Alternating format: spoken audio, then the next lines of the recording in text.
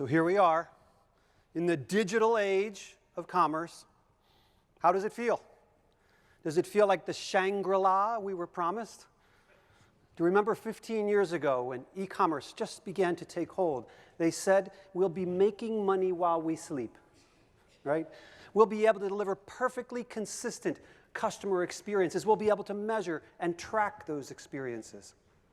Now, 15 years later, we've got mobile devices where we can not only communicate with customers more places than ever before, we can deliver customer experiences in more places than ever before. And just ahead, now with streaming video, the television and the smartphone are merging together where we can deliver customer experiences through many, many different methods. It must all be perfect, right? Our jobs are so easy now. Well, if that's the case, why is it then, if we've got more data than ever before, more ways to communicate than ever before, more ways to deliver customer experiences than ever before, why is it then that customer loyalty in almost any industry or category that you look at is actually lower than ever before? What's up with that? Well, don't worry, though. Every year there's some new vendor or technology or tool that's going to solve it for us, right? Remember, it used to be data-driven customer experience management. That was going to be the solution.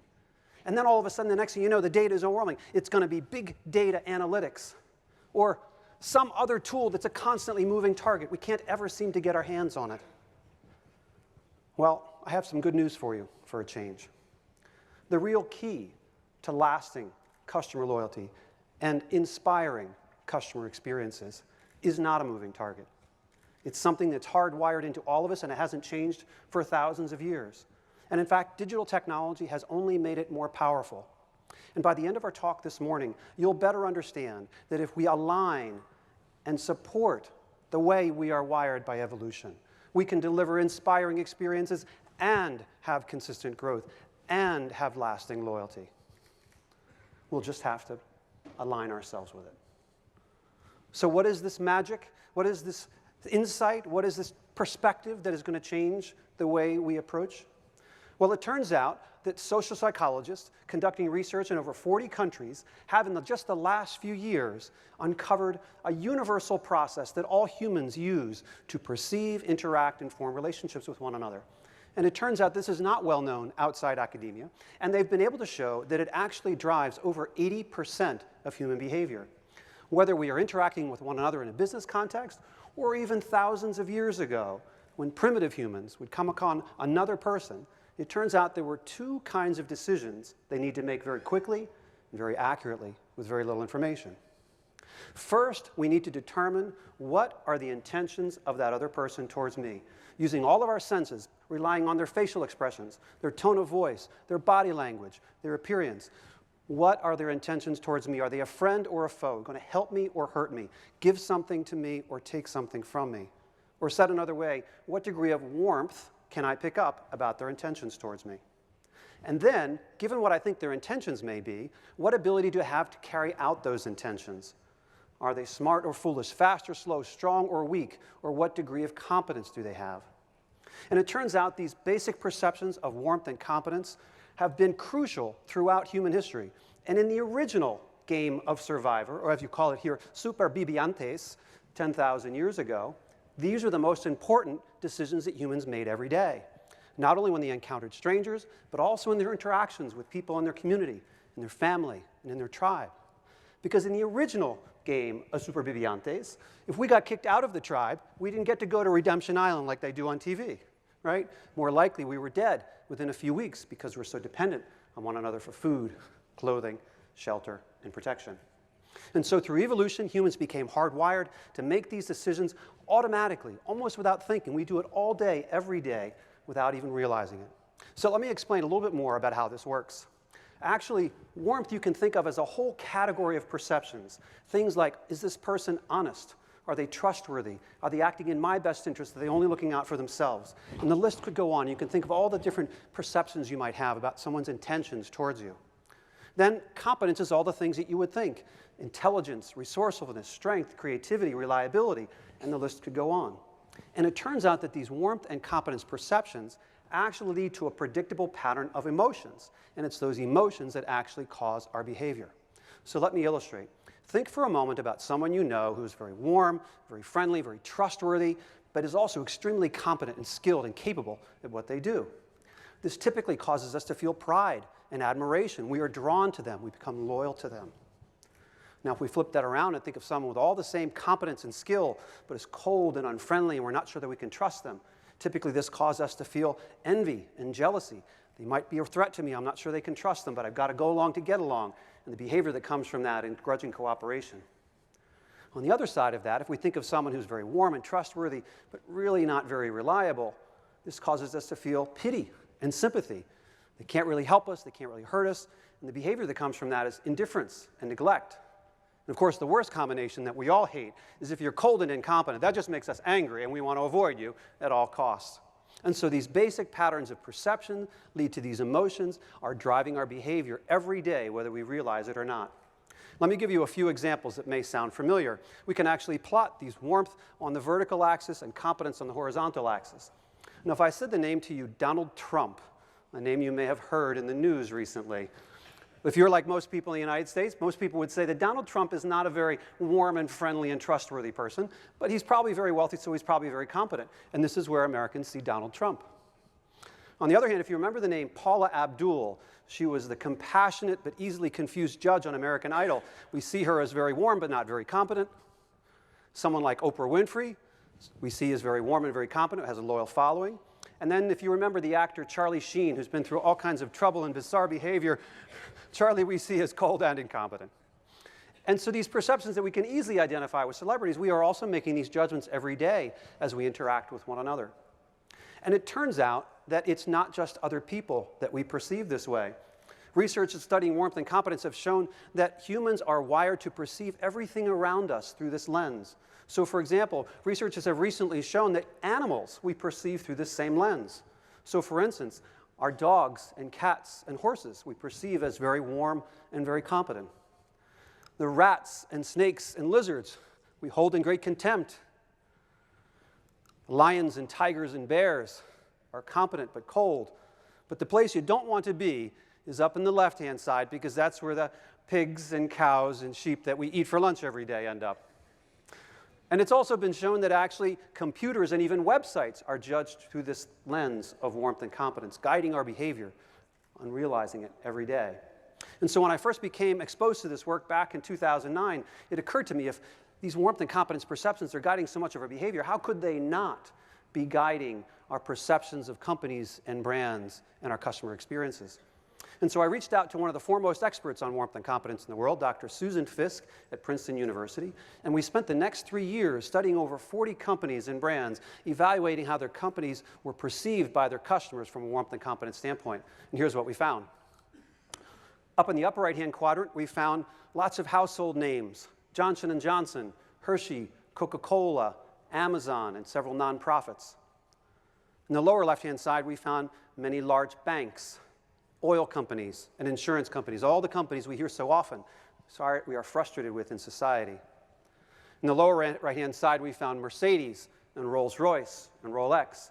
And it's important to point out at this point that these are the perceptions of the total adult population. If you are an owner of a Mercedes or a Rolex, you may not see them this way, but for most people, that is very affluent and out of reach and less approachable.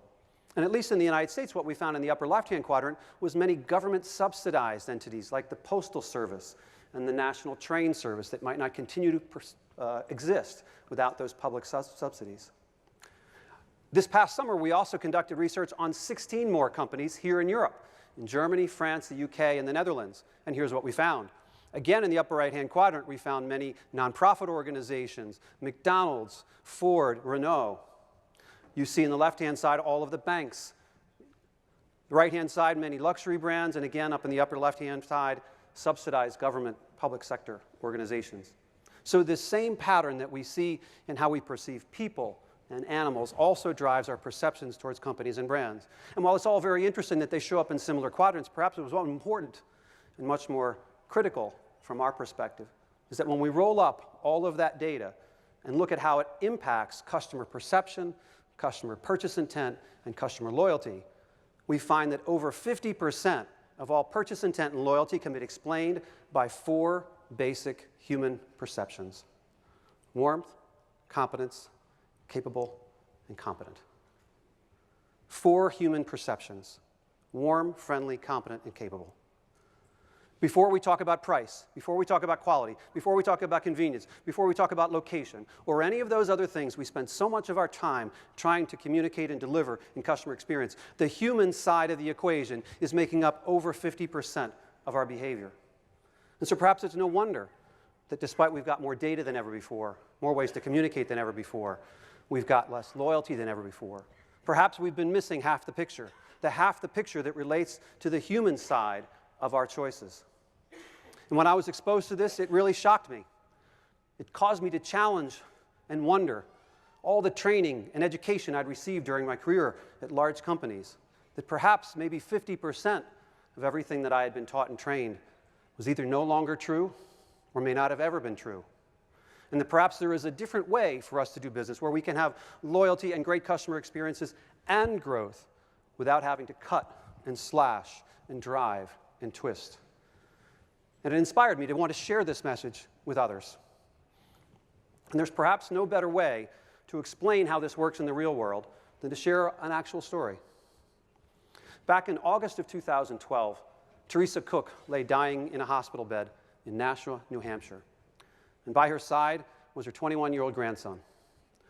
Teresa was in the final stages of pancreatic cancer, which wreaks havoc on the digestive system, causing a loss of appetite and rapid weight loss, exactly the time where the body needs strength to fight the tumors. And so Brandon was trying to do whatever he could to get his grandmother to eat something. But she was resisting. She said, "This hospital food is awful. I want no part of it." But Brandon persisted, "Grandmother, you must eat something." And finally she said, "Well, there is one thing. If you could get me my favorite food, I'll give that a try." He said, "No problem, Grandmother. What is it? I'll take care of it right away." She said, "I could go for a bowl of clam chowder in a bread bowl from the Panera Bread shop." Brandon said, "No problem." He got on the phone right away, called up the Panera Bread shop in Nashua, New Hampshire, and said, "I'd like to place an order for clam chowder to take out." There was a long pause. And they said, "I'm sorry. During the summer, we only make clam chowder on Friday. Could you give us a call back on Friday?" And Brandon said, "No, you don't understand. My grandmother's very ill. If we don't get some food in her, she may not be with us on Friday." And so the manager got on the line, Susan Fortier, and she said, "No problem. Come right over. We'll have it ready for you when you get here." And they did have it ready. And in addition, Susan gave Brandon a box of cookies. And she said, "There's no charge. You just let us know if you need more clam chowder, and we'll be here for you." And he did let her know, because Teresa Cook had more clam chowder on that Friday and the following Tuesday. And it wasn't until Saturday, August 18th, that Teresa Cook quietly passed away with her family by her side. The clam chowder had sustained her for perhaps another week. And it was just a bowl of clam chowder, and it was just another week. But for Brandon and his grandmother, it was literally a matter of life and death, one they'd never forget. And it turns out there are a lot of other people that would never forget as well. Because on that first Tuesday, Brandon sent a little thank you note over to the folks at the Panera Bread shop. And he sent that thank you note on his Facebook page. And what do you imagine happened next? Within a few days, over 800,000 people from around the world had liked that post. Nearly 35,000 had posted comments, many of them saying things like, "This is why I am proud to work at Panera. This is why I'm taking my family to Panera Bread shop for dinner tonight." 5 sentences, 8 lines of text, a short gesture. What accounts for this tremendous outpouring of emotion and behavior? Was it the quality of the clam chowder? The location of the store? The speed of the service? The price? No, of course, it wasn't any of those things. It was a compassionate act of warmth towards another human. And we are wired to respond much more strongly to demonstrations of warmth than competence, because warmth was much more predictive of our survival in evolution. So despite all that we are taught and trained to tell us that all of our competence is responsible for our success, it's actually our warmth, our trustworthiness, our demonstration of goodwill towards others that is far more responsible for our success and that is far more effective at motivating others. And so what can we take away from this? Well, stories like this and all of our research have told us that in fact people were the first brands. Faces were the first logos. And all the branded trade and commerce we've been engaged in for the last several thousand years is simply an adaptation of the way that evolution wired us to interact and form relationships with one another. And so, in fact, we can say every human is a brand, and every brand is human. The way our brains are wired to interact and form loyalty to them is exactly the same. And if you think about it, it makes sense. For most of human history, commerce between people was conducted face-to-face. That's where we picked up all of that warmth and competence information from facial expressions and tone of voice and body language and all of that. And there was a relationship between the merchant and the customer, an interdependent relationship, honestly, that if something went wrong, they had to look out for one another. We didn't have credit cards and direct deposit. We had to pay with IOUs. And if a customer was wronged by a merchant in a small community, usually it got worked out pretty quickly, because if you didn't make it right, pretty much everyone in town would know about it by Sunday church, and he'd come under pressure to make it right, or be run out of town and risk his livelihood. And so the decisions we made in those days were as much about the person we were dealing with as it was the product or service we were buying. And this worked great for thousands of years. And then a little something called the Industrial Revolution came along and changed everything. Let's go back and take an example.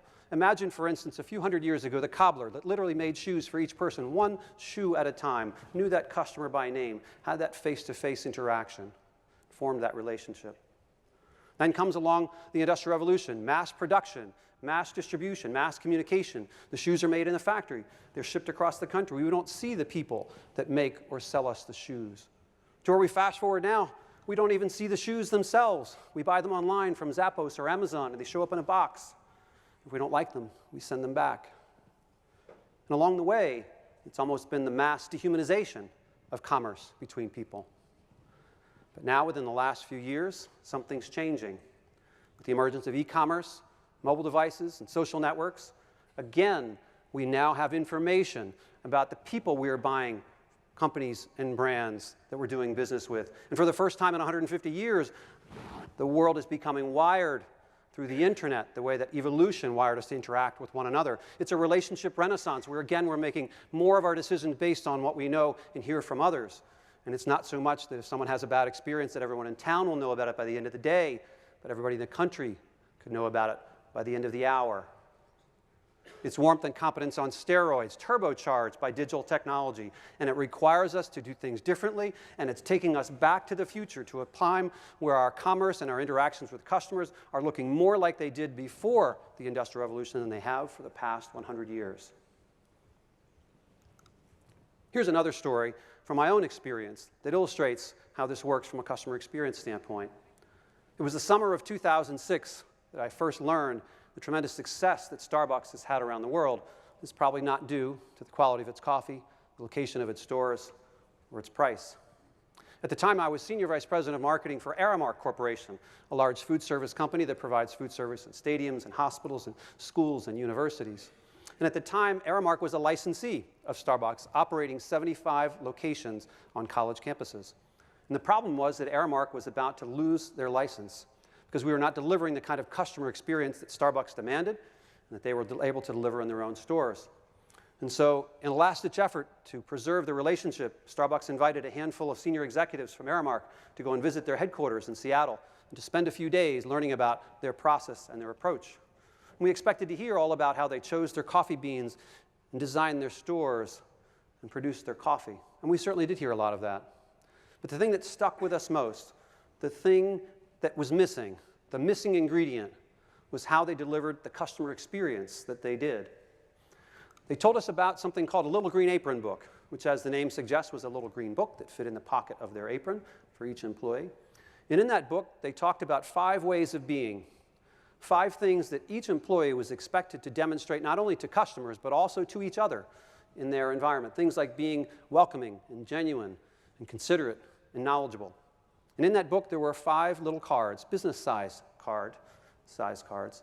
And on the front was a description of each way of being, and on the back were some blank lines. And they were expected to catch each other doing something right every day, whether it's remembering the name of a customer, offering to pick up a shift for a colleague, or just offering a kind word to someone who's having a difficult day. And what surprised us is this was not just a good idea that sat on a shelf or in a drawer, but literally they had an apron in the back room, and they would present 5 or 6 of these cards to each other every day, encouraging and recognizing them for their actions. At the end of the month, they would be gathered up and sent to the district office. And at the district office, they would be written up into stories that we shared throughout the organization, encouraging, recognizing, and inspiring others how to do this in their stores. And there's one store and one story in particular that stuck with us. It was about a store on the West Coast. This store had a regular customer named Pete. Pete would come in a few times a week. He would drink his coffee in the corner, read the newspaper, and after an hour or so, he would go home. This went on for several years, and everyone knew Pete, welcomed him by name. And then a few weeks went by, and Pete didn't come in. And they started to ask themselves, has anyone seen Pete? He said, I think he has a daughter in LA. Maybe he's visiting his daughter on vacation. A few more weeks went by, still no Pete. And then one afternoon, a young woman came in. And she said, does anyone here know a customer named Pete? They said, sure, we know Pete. Where's he been? Has he been on vacation? She said, no, I'm sorry, I'm Pete's daughter. And I'm sorry to say that he had a heart attack a few weeks ago and passed away. And I'm here to go through his affairs and put his apartment in order. And while I was doing that, I came across something that really confused me. In his apartment, I found 2 big bags. And in those bags were Starbucks cups that said things like, welcome back, Pete. Come back soon. Have a nice day. And apparently these cups meant so much to my father, he couldn't bear to throw them away. And I just wanted to come and thank you for the obvious difference, an important difference you were making in his life. And so it begs the question, of course, what caused Pete to save the cups?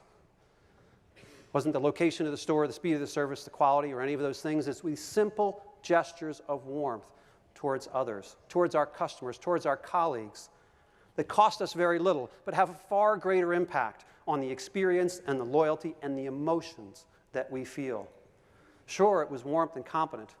Sure, it was a great customer experience, but we should be aiming higher. What the top of the mountain, the thing, the pinnacle we should be aiming for is not just satisfaction, not just loyalty, but making a lasting difference in the lives of our customers and our colleagues. You get all the other business results and loyalty right along that if we make a lasting difference in the lives of our customers. And so, whether we realize it or not, whether we like it or not, every day we are all being judged on the basis of our warmth and competence.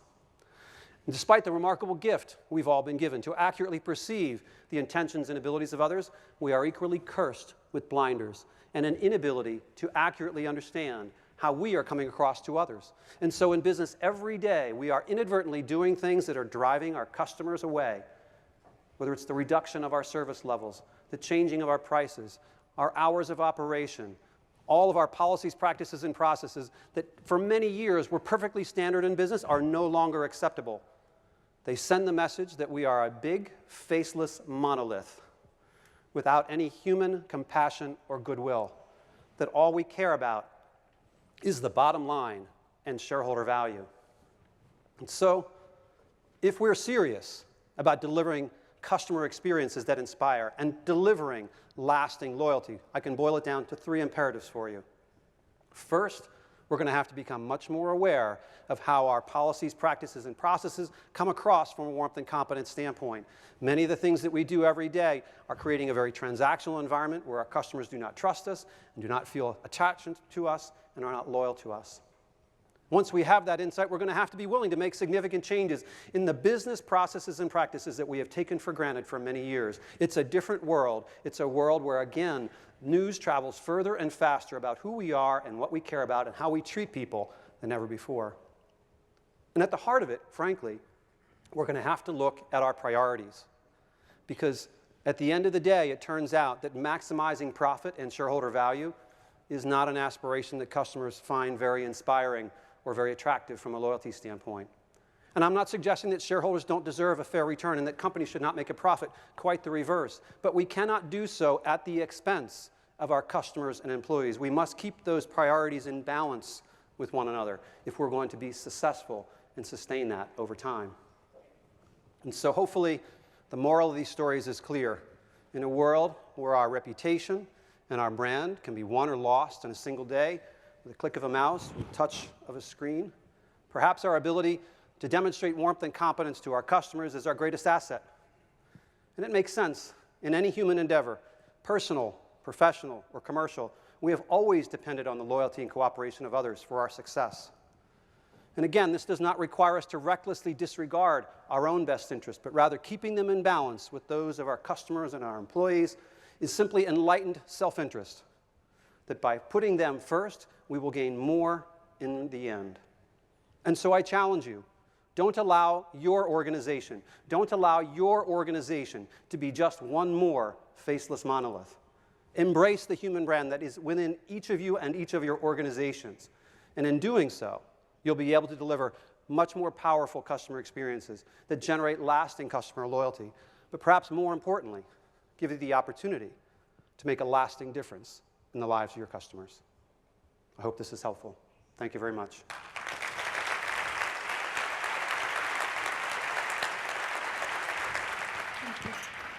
Thank you, Chris. Thank you very much. Bueno, francamente interesante las